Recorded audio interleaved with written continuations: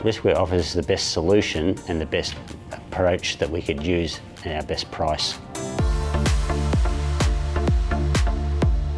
And I'm 𝗥𝗶𝘀𝗿𝗄. I'm the Senior Manager Risk and Compliance for the Cancer Council in Queensland.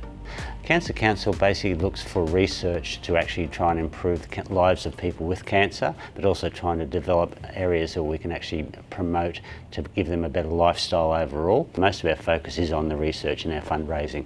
So prior to adopting Riskware, we pretty much had no structure at all in regards to our risk management. We had a policy and that was about it. No one really understood where our key policies were or where our risks were.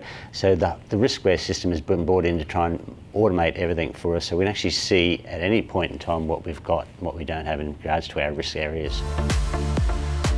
We use it for our reporting, we use it to train staff on how to enter into the system and how to use risk. So we combine the system with our manual training of people who understand risk management and the tools.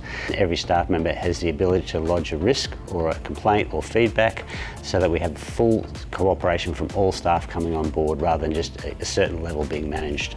A lot of systems, they get complicated, they get lost in the software. This is so follow your nose, it's really basic for them and they can really get into it and they really understand it. So I know that they're actually entering into the system.